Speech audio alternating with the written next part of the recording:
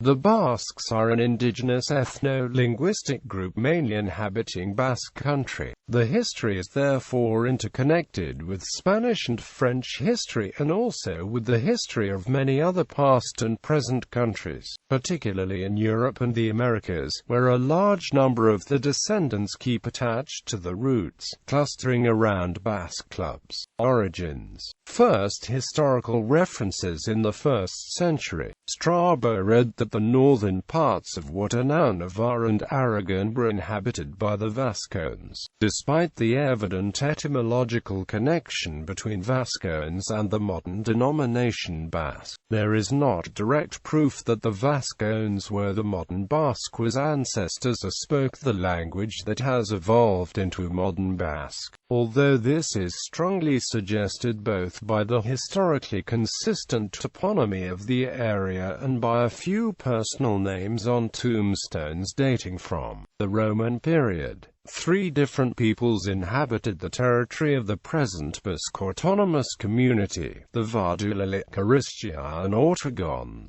Historical sources do not state whether these tribes were related to the Vascones or the Aquitani. The area where a Basque-related language is best attested from an early period is Gascony in France, to the north of the present-day Basque region, whose ancient inhabitants, the Aquitani, spoke a language related to Basque. During the Middle Ages, the name Vascones and its derivatives were extended to cover the entire Basque-speaking population of the present-day Basque Country, bordering areas and farther east and north. Prehistory. The mainstream view, although little is known about the prehistory of the Basques before the period of Roman occupation owing to the difficulty in identifying evidence for specific cultural traits. The mainstream view today is that the Basque area shows signs of archaeological continuity since the Aurignacian period. Many Basque archaeological sites, including cave dwellings such as Santi Mamine, provide evidence for continuity from Aurignacian times down to the Iron Age shortly before Roman occupation. The possibility therefore cannot be ruled out of at least some of the same people having continued to inhabit the area for 30 millennia. Some scholars have interpreted the Basque words aizto, knife, and aizkora, axe, as containing aitz, stone, which they take as evidence that the Basque language dates back to the Stone Age. However, stone was abandoned in the Chalcolithic,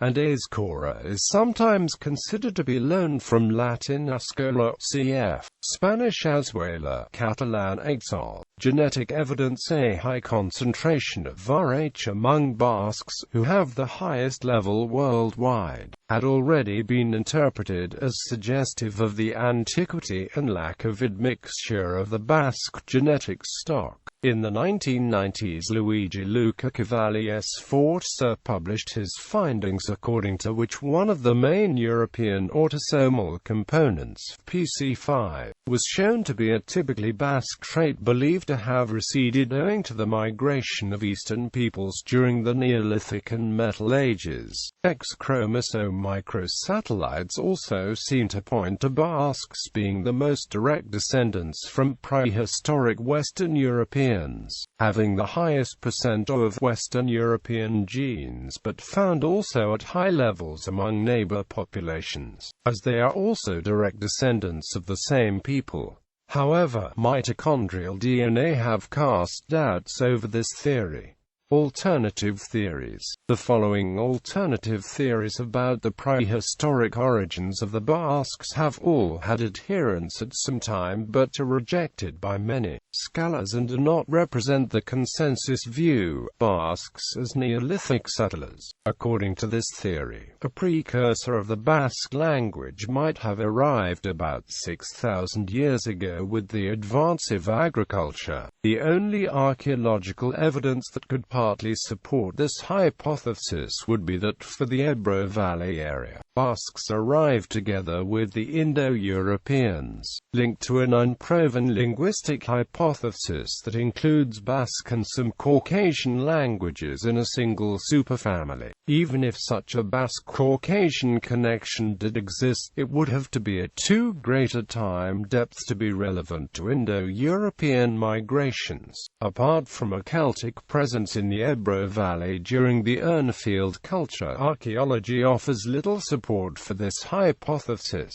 The Basque language shows few certain Celtic or other Indo-European loans, other than those transmitted via Latin or Romance in historic times. Basques as an Iberian subgroup, based on occasional use by early Basques of the Iberian alphabet and Julius Caesar's description of the Aquitanians as Iberians. Apparent similarities between the undeciphered Iberian language and Basque have also been cited, but this fails to account for the fact that attempts so far to decipher Iberian using Basque as a reference have failed. In 2015, a new scientific study of Basque DNA was published which seems to indicate that Basques are descendants of Neolithic farmers who mixed with local hunters before becoming genetically isolated from the rest of Europe for millennia. Matthias Jakobsen from Uppsala University in Sweden analyzed genetic material from 8 Stone Age human skeletons found in El Portalón cavern in Atapuerca, northern Spain. These individuals lived between 3,500 and 5,500 years ago, after the transition to farming in southwest Europe.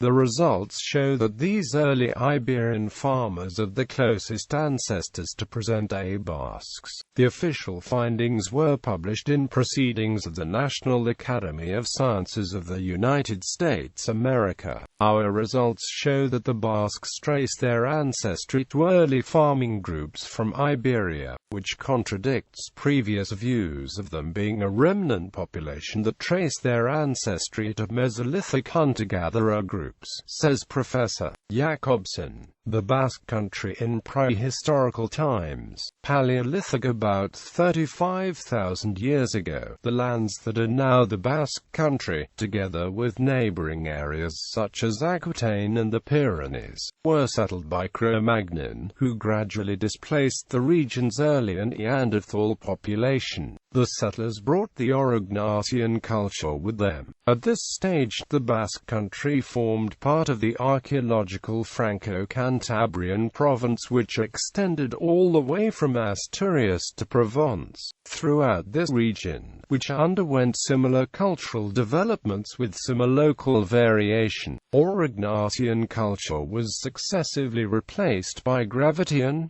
Solutrean, and Magdalenian cultures. Except for the Aurignacian, these all seem to have originated in the Franco-Cantabrian region, which suggests no further waves of immigration into the area during the Paleolithic period. Within the present-day Basque Country, settlement was limited almost exclusively to the Atlantic area, probably for climatic reasons. Important Basque sites include the following: Santi-Mamín, Gravettian, Solutrean and Magdalenian remains, mural art.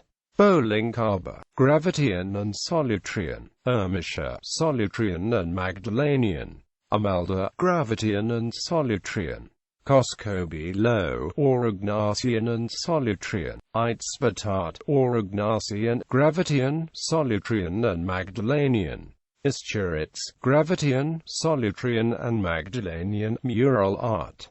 Gatzaria, Aurignacian and Gravettian, Epipaleolithic and Neolithic. At the end of the Ice Age, Magdalenian culture gave way to Azilian culture. Hunters turned from large animals to smaller prey, and fishing and seafood gathering became important economic activities. The southern part of the Basque Country was first settled in this period. Gradually, Neolithic technology started to filter through from the Mediterranean coasts, first in the form of isolated pottery items and later with the introduction of shepherding. As in most of Atlantic Europe, this transition progressed slowly. In the Ebro Valley, more fully Neolithic sites are found. Anthropometric classification of the remains suggests the possibility of some Mediterranean colonization here. A comparable situation is found in Aquitaine, where settlers may have arrived via the Garonne. In the second half of the 4th millennium BC, megalithic culture appeared throughout the area. Burials become collective and the dolmen predominates, while caves are also employed in some places. Unlike the dolmens of the Mediterranean basin, which show preference for corridors, in the Atlantic area they are invariably simple chambers. Copper and Bronze Age's use of copper and gold, and then other metals, did not begin in the Basque Country until c. 2500. With the arrival of metalworking, the first urban settlements made their appearance. One of the most notable towns on account of its size and continuity was La Joya in southern Alava, which may have served as a link, and possibly a trading center, between Portugal and Languedoc. Concurrently, caves and natural shelters remained in use, particularly in the Atlantic region. Undecorated pottery continued from the Neolithic period up until the arrival of the Belgica culture with its characteristic pottery style, which is mainly found around the Ebro Valley. Building of megalithic structures continued until the Late Bronze Age. In Aquitaine, there was a notable presence of the Artenatian culture, a culture of bowmen that spread rapidly through western France and Belgium from its homeland near the Garonne c. 2400. In the Late Bronze Age, parts of the southern Basque country came under the influence of the pastoralist Cogotas culture of the Iberian Plateau. Iron Age. In the Iron Age, bearers of the late Urnfield culture followed the Ebro upstream as far as the southern fringes of the Basque country, leading to the incorporation of the Hallstatt culture. This corresponds to the beginning of Indo-European, notably Celtic influence in the region. In the Basque country, settlements now appear mainly at points of difficult access, probably for defensive reasons, and had elaborate defense systems. During this phase, agriculture seemingly became more important than animal husbandry. It may be during this period that new megalithic structures, the Acromlech and the Megalitha menhir, made their appearance.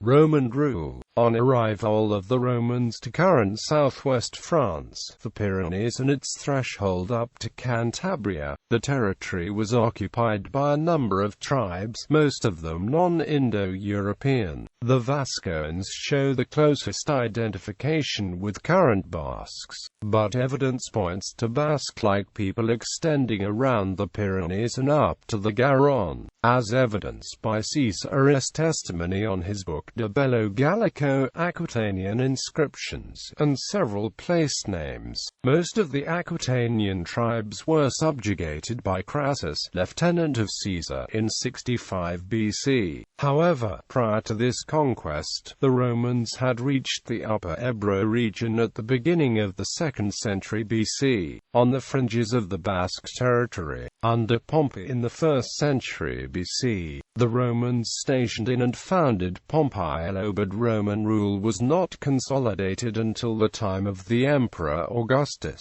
Its laxness suited the Basques well, allowing them to retain the traditional laws and leadership. Romanization was limited on the lands of the current Basque country closer to the Atlantic, while it was more intense on the Mediterranean basin. The survival of the separate Basque language has often been attributed to the fact that Basque country was little developed by the Romans. There was a significant Roman presence in the garrison of Pompeiello, a city south of the Pyrenees founded by and named after Pompey. Conquest of the area further west followed a fierce Roman campaign against the Cantabri. There are archaeological remains from this period of garrisons protecting commercial routes all along the Ebro River, and along a Roman road between Asturica and Burdigala. A unit of Varduli was stationed on Hadrian's Wall in the north of Britain for many years, and earned the title Fida for service to the emperor. Romans apparently entered into alliances with many local tribes, allowing them almost total autonomy within the empire. Livy mentions the natural division between the Ager and the Saltis Vasconum, i.e., between the fields of the Ebro basin and the mountains to the north. It has been held by historians that Romanization was significant in the fertile Ager but almost null in the Saltis,